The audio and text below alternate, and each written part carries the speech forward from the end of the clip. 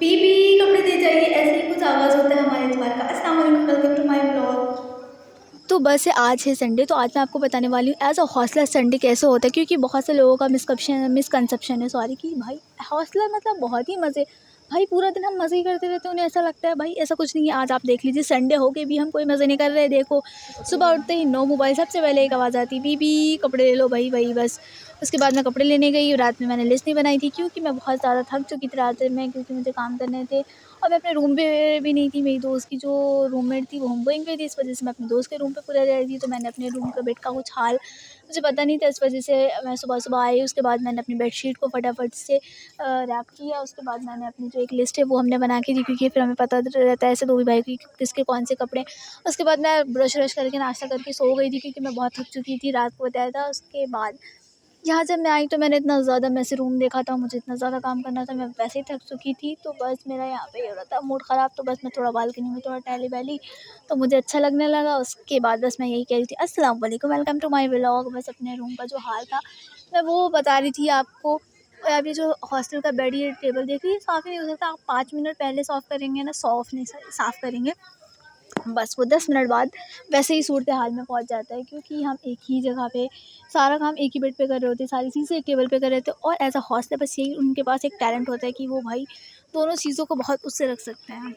और ये टैलेंट सिर्फ हॉस्टल्स में होता है कि भाई वो अपनी स्टडी टेबल को फूड टेबल सारी और स्टडी टेबल दोनों बना सकते हो आप। ये इसका सबूत है, देखिए आधी जो टेबल है वो बुक से भरी हुई, आधी टेबल में कुकिंग से भरी हुई, क्योंकि भाई हमें सिर्फ कुकिंग नहीं करना पड़ता, ना ही से पढ़ना पड़ता, हमें दोनों चीज़ें बैलेंस करनी पड़ती है। ये सबसे थोड़ा मुश्किल इशू रहता है। तो बस ये टैलेंट है भाई, कुछ तो हम हॉस्टल में टैलेंट है। क्योंकि आप देख सकते हैं मेरे टेबल पे आधा था बस।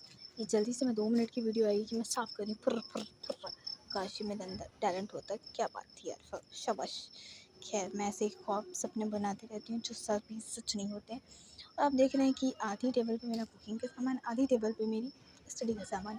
और ये बात इस बात की गवाह है कि आप हॉस्टल आने के बाद ऐसे ही चीज़ों को बैलेंस करते, सिर्फ स्टडी नहीं कर पाते आप, आधी आधी स्टडी टेबल मैनेज करनी आती है। इसलिए हम स्टडी टेबल मैनेज कर लेते हैं। फिर मैंने जल्दी जल्दी से जो मैं स्टडी टेबल पे पड़ा हुआ था मैंने उसे समेट के रखा, जो सामान था इधर से उधर कर दिया।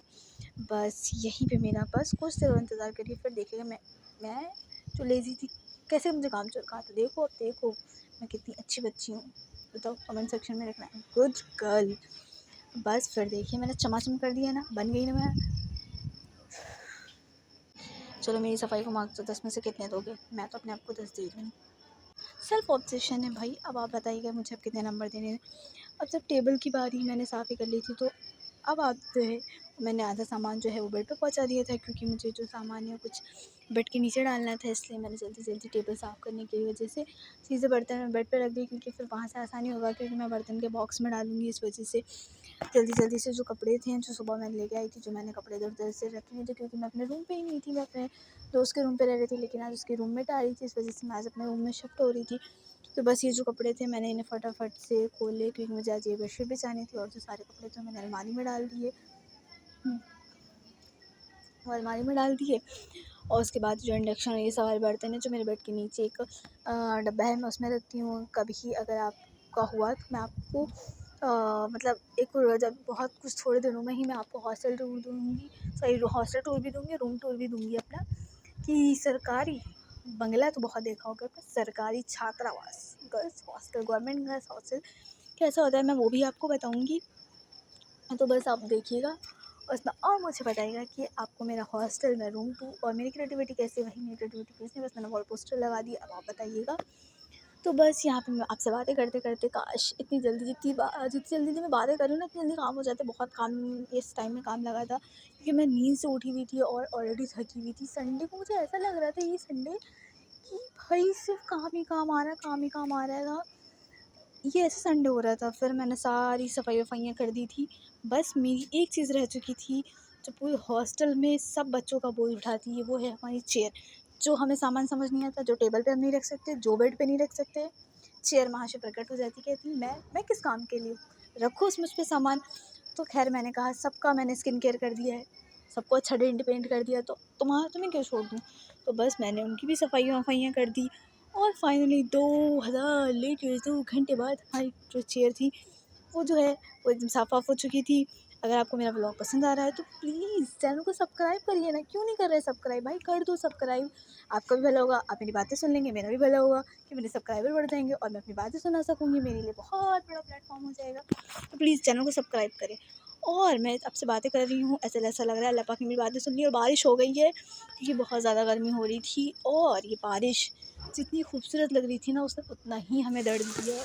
कैसे मैं जैसे ये रील बना रही ना, उसके बाद मैं उतना रोई हूँ कि कुछ ही नहीं, क्योंकि इस बारिश के बाद हमारे हॉस्टल में 4 घंटे के लिए लाइट गायब हो चुकी थी। 4 से भी ज़्यादा बहुत देर गई थी। और आप देख सकते हैं जब ये बारिश होती है ना, तो हमारा हॉस्टल तलाब जैसे बन जाता है। बल्कि खासियत है कि बारिश होती ही यहाँ पे समंदर तालाब अपने आप बन जाता है। यह नेचुरल है, नेचुरल। तो खैर आप देख सकते हैं फिर डाइनिंग में अंधेरा था, फिर मैंने अपना खाना लिया। और आपको इस टाइम पे जो मेरा फ़ोन ही बहुत कम बैटरी थी, इसलिए बस मैंने यही वाली क्लिप रिकॉर्ड की, वरना मैं एक और क्लिप रिकॉर्ड करती कि जब मैं हमारे हॉस्टल में लाइट जाती है तो हमारे हॉस्टल का क्या हाल होता है। अगर बाई चांस जनरेटर खुल गया ना, तो एक कॉमन रूम है, वहाँ पे एक्सटेंशन भाई ऐसे जुड़ते जैसे मोहल्ले की आंटी ने एक आंटी से दूसरी आंटी में बात पहुँचती थी, ऐसे हमारे एक्सटेंशन जुड़ते। और फिर शाम में मौसम इतना ज़्यादा प्यारा हो रहा था और इतना ज़्यादा प्यारा। और आपको पता है जब शाम का मौसम प्यारा हो, बस इंसान के दिमाग में एक यही ख्याल आता है, अगर आप सच्चे इंडियन है तभी आता, वरना नहीं। वफ़ादारी करिए इंडिया से, तो बस चाय पीने का मन कर जाता है, तो बस हम और हमारी परम मित्र वो हो जाती हैं। हमारे में ये होता है कि एक मिल पैकेट लेगा तो एक बर्तन धोएगा, तो बस यही साझेदारी करके हमने चाय बनाई और मेरी दोस्त ने चाय बनाई, मुझे बर्तन धोने का काम नहीं आता, हम लोग को देते हैं। इस वजह से मैं बर्तन भी धो लेती हूँ अच्छे से, फिर हम दोनों चाय पी और हम अपनी बालकनी पे एंजॉय कर, तब तक के लिए अल्लाह हाफ़िज़।